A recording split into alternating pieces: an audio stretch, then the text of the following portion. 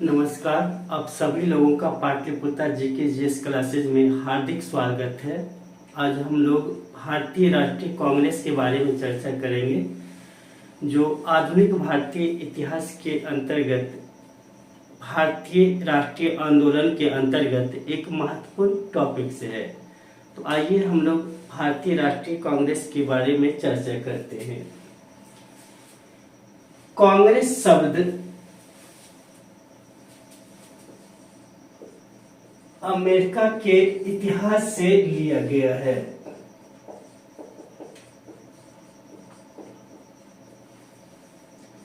कांग्रेस का अर्थ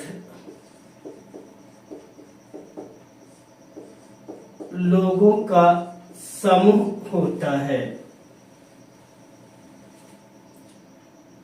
कांग्रेस की स्थापना 28 दिसंबर 1885 में हुई थी।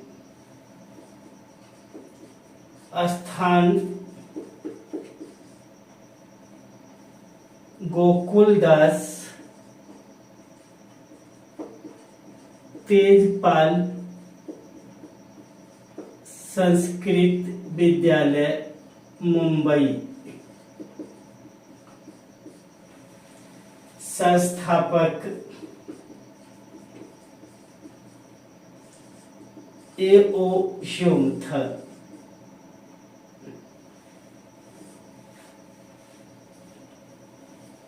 ए.ओ. ह्यूम स्कॉटलैंड के निवासी थे।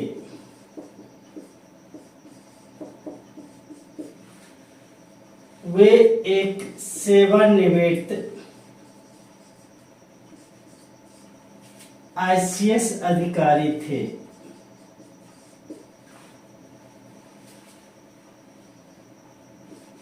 ए.ओ. ह्यूम शिमला में बस गए थे तथा उन्होंने 1884 में भारतीय राष्ट्रीय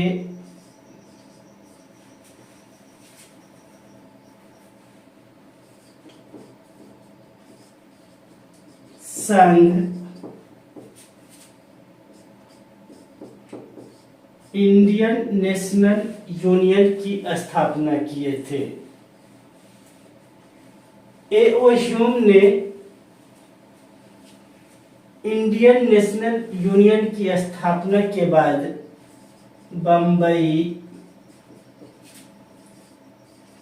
कलकत्ता एवं मद्रास प्रेसिडेंसी का दौरा किए। उसके बाद इन्होंने पूना में भारतीय राष्ट्रीय संघ के प्रथम सम्मेलन का आयोजन किया तथा तीनों प्रेसिडेंसियों अर्थात बंबई, कलकत्ता और मद्रास के शिक्षित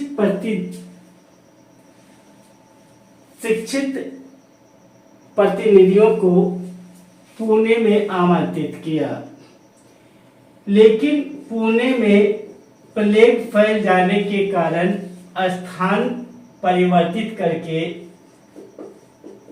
मुंबई कर दिया गया और मुंबई में ही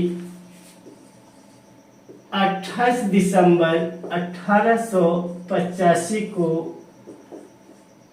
INU का प्रथम सम्मेलन हुआ और इसी सम्मेलन में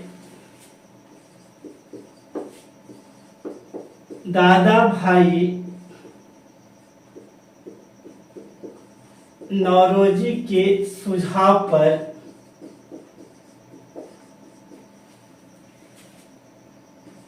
इंडियन नेशनल यूनियन का नाम बदलकर इंडियन नेशनल कांग्रेस अर्थात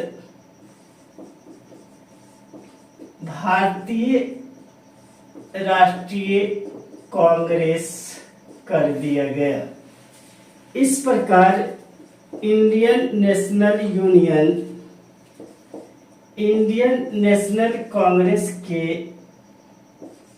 पूर्ववर्ती या अग्रदूत संगठन था।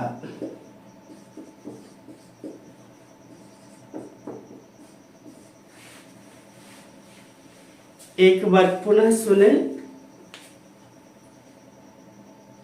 कांग्रेस शब्द अमेरिका के इतिहास से लिया गया है, जिसका अर्थ लोगों का समूह होता है।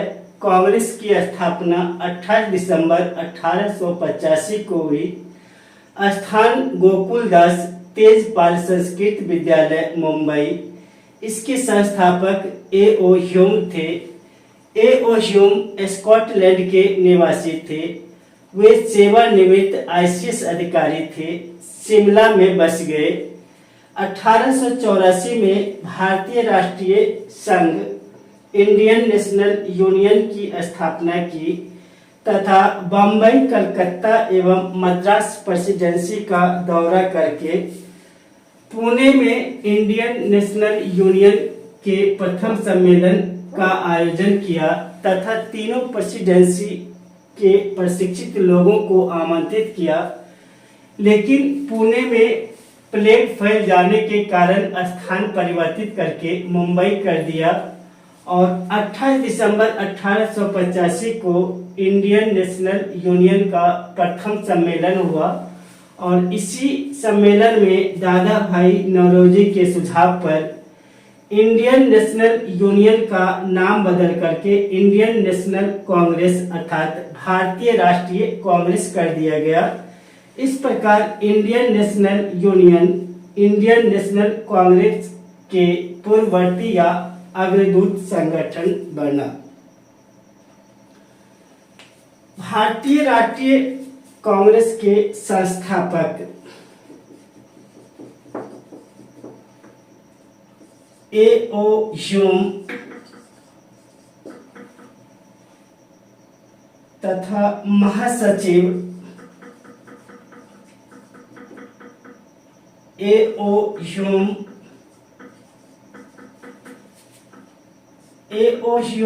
1885 से 1906 तक इस पद पर रहे। प्रथम अध्यक्ष W.C. बनर्जी तथा वायसराय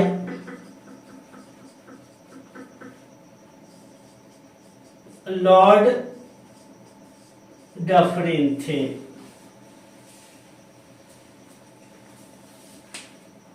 कांग्रेस की स्थापना का कई उद्देश्य थे, जिसमें पहला उद्देश्य देश भर के लोगों के बीच जो देश से प्रेम करते हैं आपसी मेल भाव और एकता में वृद्धि करना।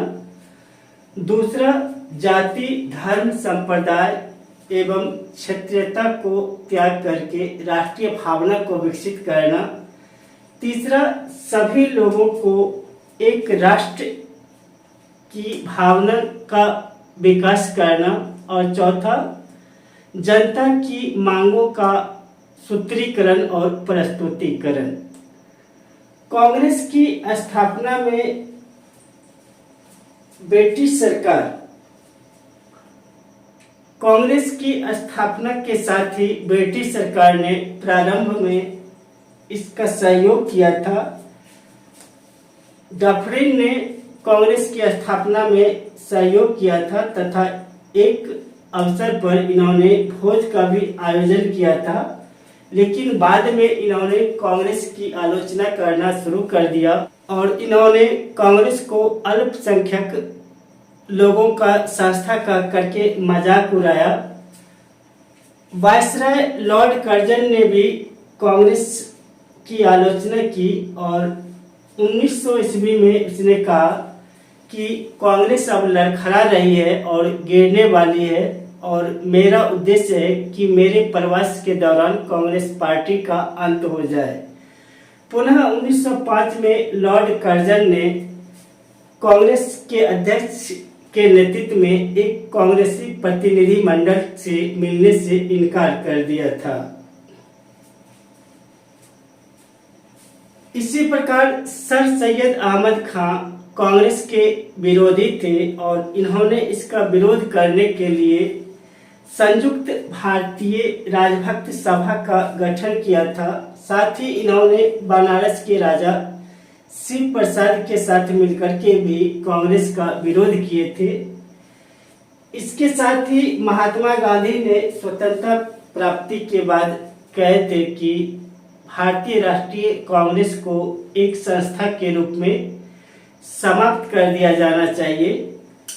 इस संस्था की स्थापना के संबंध में कई प्रकार की विचारधाराएं प्रचलित है और कांग्रेस की स्थापना के संदर्भ में कहा जाता है कि कांग्रेस की स्थापना ब्रिटिश साम्राज्य की सुरक्षा के लिए की गई थी और इस संदर्भ में सेफ्टी बल्ब का सिद्धांत दिया गया है।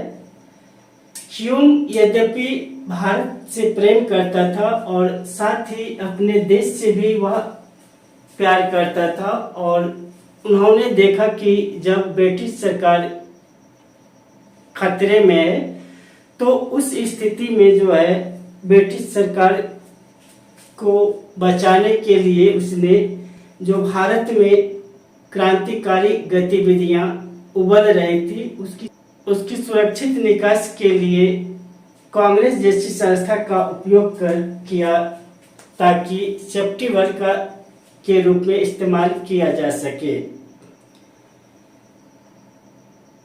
जिस प्रकार ए.ओ. ह्यूम ने कांग्रेस का उपयोग एक सेफ्टी बल्ब के रूप में किया, उसी प्रकार भारतीय राष्ट्रीयों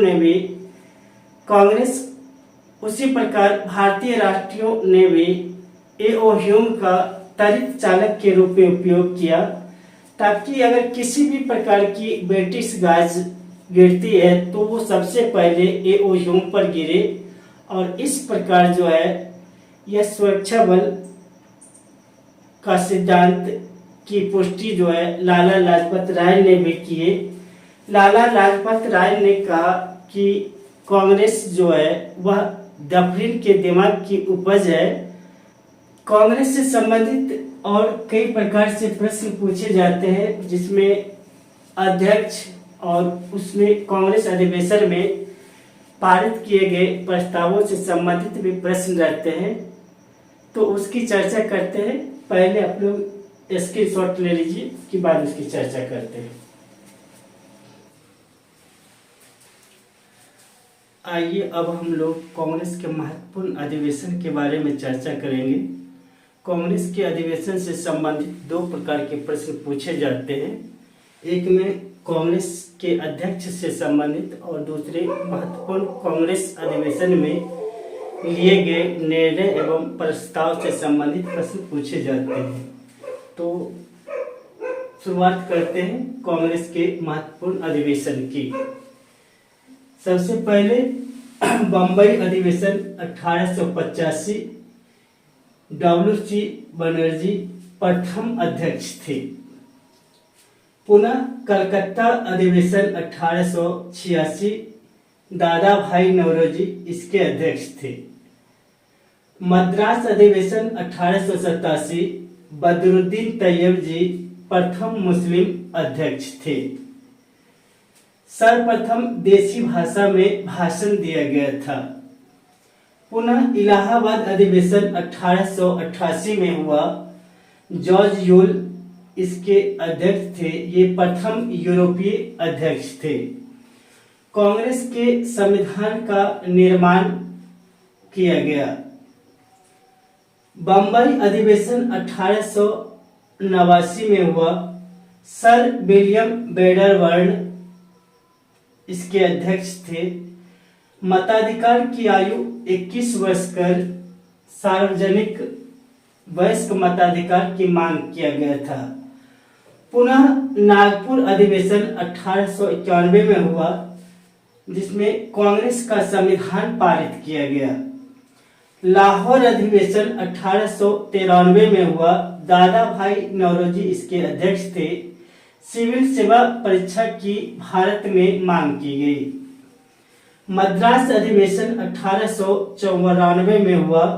अल्फ्रेड ब्रेव इसके अध्यक्ष थे। कलकत्ता अधिवेशन 1896 में वंदे मातरम का प्रथम गान किया गया। बनारस अधिवेशन 1905 इसकी अध्यक्षता गोपाल कृष्ण गोखले ने किए। कलकत्ता अधिवेशन 1906 इसकी अध्यक्षता दादा भाई नौरोजी ने किए थे और सर्वप्रथम स्वराज की मांग इसी अधिवेशन में की गई थी। कलकत्ता अधिवेशन के बाद सूरत अधिवेशन 1907 में हुआ। रास बिहारी घोष इसके अध्यक्ष थे और कांग्रेस का प्रथम विभाजन सूरत अधिवेशन में हुआ था। कांग्रेस नरम और गरम दल में विभाजित हो गया था। लाहौर अधिवेशन 1909 में हुआ था। मदन मोहन मालवीय इसके अध्यक्ष थे और कांग्रेस का रजत जयंती मनाया गया। पुनः कलकत्ता अधिवेशन 1911 में हुआ था।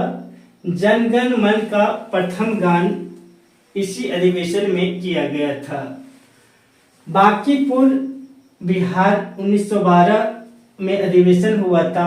R.N. मुधोलकर इसके अध्यक्ष थे। यह 27वां अधिवेशन था और A.O. ह्यूम को कांग्रेस का पिता इसी अधिवेशन में कहा गया था।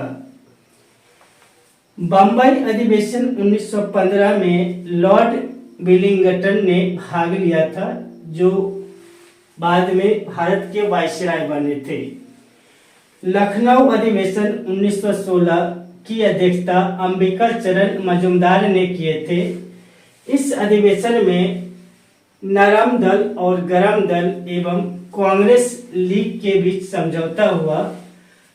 पुनः तिलक ने स्वराज्य मेरा जन्मसिद्ध अधिकार है का नारा इसी अधिवेशन में दिए थे। इसी अधिवेशन में अर्थात लखनऊ के अधिवेशन में बिहार के किसान नेता राजकुमार शुक्ल ने गांधी जी को चंपारण आने के लिए आमंत्रित किए थे। कलकत्ता अधिवेशन 1917 की अध्यक्षता एनी बेसेंट ने की थी और एनी बेसेंट प्रथम महिला अध्यक्ष बनी थी।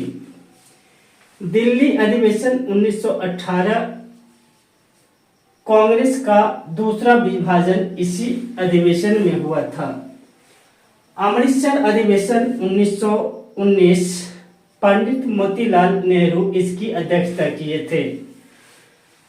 पुनः कलकत्ता विशेष अधिवेशन 1920 में हुआ था और लाला लाजपत राय इसकी अध्यक्षता किए थे और असहयोग से संबंधित प्रस्ताव इस अधिवेशन में रखा गया था।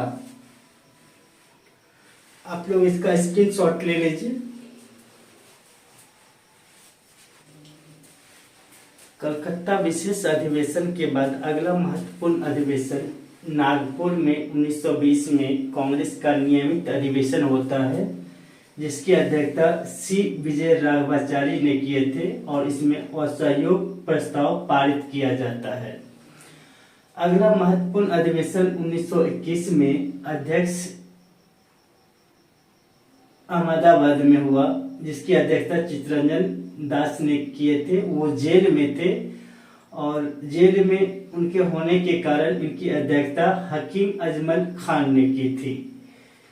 1922 में गया में अधिवेशन होता है, जिसकी अध्यक्षता चित्तरंजन दास ने किए थे और काउंसिल में प्रवेश का प्रस्ताव न पारित होने के कारण CR दास ने इस्तीफा दिए थे। 1923 में दिल्ली विशेष अधिवेशन होता है, जिसकी अध्यक्षता अबुल कलाम आजाद करते हैं और ये कांग्रेस का सबसे युवा अध्यक्ष थे। बेलगांव अधिवेशन 1924 में होता है और गांधी जी एकमात्र कांग्रेस के अध्यक्ष इसी अधिवेशन में बने थे। कानपुर अधिवेशन 1925 में होता है, जिसकी अध्यक्षता श्रीमती सरोजिनी नायडू करती है और ये प्रथम भारतीय महिला अध्यक्ष है।